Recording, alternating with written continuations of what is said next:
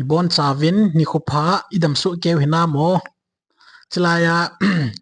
social media la dung le WhatsApp group la dunga thilo ho video ki thadega ve tv o ipu ps van gama amin kimwa van gam kota idal do pi pau tu sei khat ve ga ngai mo mong ke tv o na vet su ke ta du jong ka ta sanin yong le khat ve nai nga ve khom ki tv kan nui li di chane ka muda chana na ho hami na ho hami van gama van pau hi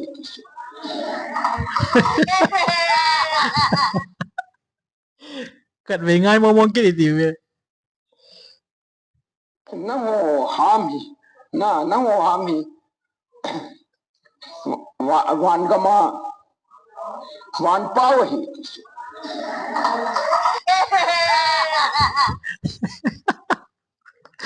no mo mo cái na van pau America la dung ban ta le Japan la dung Korea la dung China la dung hoin ku kite van pau hi tai ta recognize na diwang chu nom thau in te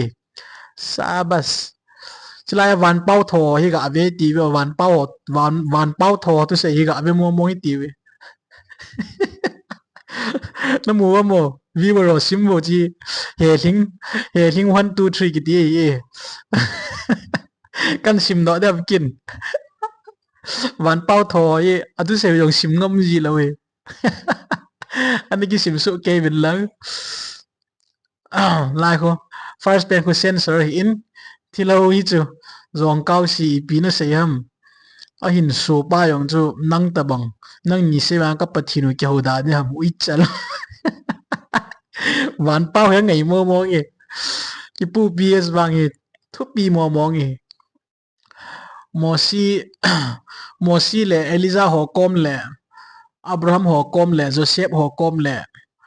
pathin mi ta ta ho kom jinga jong pathin in israel pau ki san jong hi van pau dinga jong ani sei kha lo ben ku ki te pau van pau recognize dinga pu ps ko ma het sa na hung jingwan ki dang mo mo hi lo pi mo mo ngi a men ni ti ing wo ko men a chun adang im cha ki sei pon te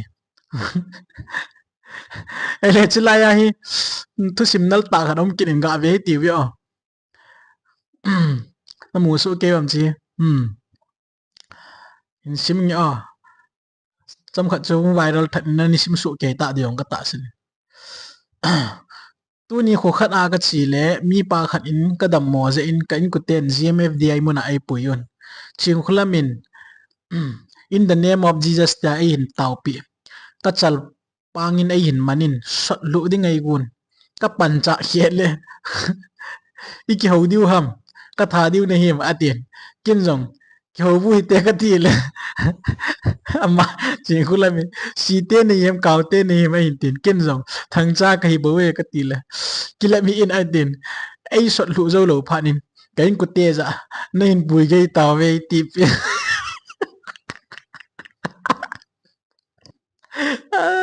na samo mo ita chu chimang cho ta bang testimony nei ho in iti dan nan na share ngam ji lo am kuti cha message a share hi hun jing dan hitam ke kha i nge nge le on mi pi thei da hoi ta ka sei do di cho pya chi teng ta le mi tam ta in chinu he ka tawa hi le gul li min ka mu eti ain sei dim se nen na e cho hi thil khat wang chu hi ti chu het ngai chu ta bang to tu sim ka in sim do le ka in se wo ta bang nei mi tam ta no mu cho sei do tang wo hi ta bang testimony hon sei do tang what samana ji ho e lo le comment la do na ji ho mi yo sina mo mu no chu ne sei le wen chom lo ka a mi zo nu hi na pa hi na sa ta hong kilang bai de hin tin na ing hiong le chu nong ho thu thu tan tin chu le chla hi ve kit wo chi hi nal ka sa dan chu mai the wan thu su kha an su chi abon chawang kan sim lo de ha mai the pau thim yong kai po in yong le chilaya izu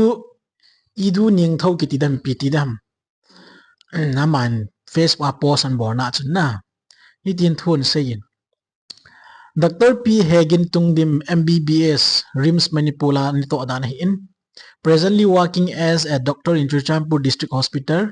Manipul of GMFDI Churchampur, author of Cookies of Bible, Satanic Version at is. Member of GMFDI Churchampur, author of Cookies of Bible, Satanic Version. Kay man kay nai, meaning I know it na. Ichi eti cho laya verse ka iga simbeni pisaya. GMFDI na claim to riba asi God na Moses, John, Eliza na chingba sen mayam season na duna Bible ihan bagum God na pi hegin tungdim asi kuki zo khaktagi oiba Bible anoba ama i na ba season na bani pi hegin na iriba Bible asina han na season na ramba Bible dagi hen na phaba superior oi high na su GMFDI na high ri ti cho chi an mo sei point amo nui la hui chi so ai le Dr. Hegin to say na YouTube interview borna ling long koi ben na a sei su keu cho ya chu GMFDI te hi akam chang ta win ke man ke nai ki ti pen hi Bible hell ai lo le Bible sanga chungnung zoi tai thi amo sei nom po ai chu ki phatlam na lai ai la apu pau sam sau pa Dr. Hegin ki chi en ta interview ani sei su ke tan na ke man ke nai ki ti hi pathinin mosi holoi John holoi Eliza holoi banga ani man athu ni ji sa ho banga cha ama ku ki te ding mo ma Bible tha be kha ji sa ai ti cho hi chu mai le ho jing jong chi chu satanic version he ta ti pi ngo cho na mo wa ai la gmf dam ke phung pa chu ko he ti wa ko bru la siwa ki cho na ai chi ko bru la siwa chu mai le te na ho chu ki cho mai ko bru la siwa ho te chun GMFDI te pachin thu chu satanic version tiu cho so pi te hoi ta ki ngai to to thilo ho na thilo chan khom pyo yang thilo ni hi we tiu ta chu satan ho ni hi we ti chu hoi tan ki het win lang ching do tang khang do tang hi chi yong hi we kit lew chun thilo pa thanglal thila microphone dom le le pa in wat sama oi pu jang mangin GMFDI chung chang thwa ta san lo le ta san thi lo dan la thila na to hi dan ki chin tan an sayin chi thanglal in hin don bonin Bible ni no nga thilung lung abona wang kan sim lo di cho chi a chain lang ka oi pu jang mang aga te kal dan hi khat mi ga veu te ka ti Bible ani no nga thilung lung di ho zo si hema sai ni het lo ngan na ahin ni het lo ngan hin nui zat nom be me ga ti pi cho na pathian thu Bible kalwala Bible tha gi sim ten hoi lai cho Bible tu sei ni no na sei wa mi ga na ga te kal jom lung ta nom ta cho chalaya ga belo chen question ga do hi cho hin don buni Bible hi kon koi zui dia pi ham Bible hin pathian jong akan cha ham Bible khela ma jong tong thei ta lo de ham pathian hi pathian mi him ho hil de ham ama thu hi de ham thila ho pa thangkhulal nangol nan dai na thu sei hi na question hi ki vet ta nang question hi lo cho chi na pinu ching khulam thila lap thla nu ko bru le siwan a pai ngol nu question hi bo cho chi na nga ko na ong kon ki sai ta no wan chi question thu pi ta na gelo nang question kan le do ni so ngai to a khat na Bible hi koi zui da ki pm na ti Bible hi e ho zui dinga ki pi hi a hele Jesus Christa le pathin thu het thim dinga e ki pi ham e loi le thil ha zo ga het chit be na te dinga ki pi ham chu nan sai ni ani na Bible ai pathin a ke kan cha lo a hele Bible helama chu ipi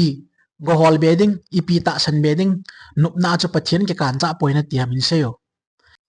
ke man ka he nai ti pen chu ipom thei be na diwa ke kan cha lo ham na ipi pen ham nan sei gut di Bible helama jong tong thei ta lo di dan ham pathin hi na dikin Bible helama tong thei pathin chun ipi pen chu ato be no ma ipi pen chu ahin to be na dinga hichi hi na hin do ham Bible hi acham kim hitam acham kim lo ham pathin thu sei hi di hai di lam nan sei di ali na pathin mi him ho ahil de ham ai lot ama thu thui de ham nati pathinin mi him te ahila ama thu thwa ai pu ai ja chu ka thu bangin wen ti ham ai lo le Bible khellanga thilo hon thuong phu no chu hin ta san be na ti ham nan sei de cha thilo pa ji chu hin don but no chỉ chú oi buyang mang na thu do na dung zuya kin nang kan le do này in phate ke cha nan don bud de ong chỉ chú hi tan te tun la na tham khat ga ve te ka ti je achu in ga vet mai meo hi in ni chi thila ho loi hi nim phat si la group la dungai lo la social media la dungi vet le ni tin angol naw hi sang che ji ngai tan na ki sungol be ji ngai ta ai chu pathin thu ang ki man na a zo hi naw ki phun na le ki tom la wa na ki sungol che yu mo loi ya chu thila pu hi an tha te te di bo cha zo ting le amoi ching ki sale yong le an til ngol che ni thila pu hin ani ve ve to chi chu hi tan te oi bon cha win dam sele ti ve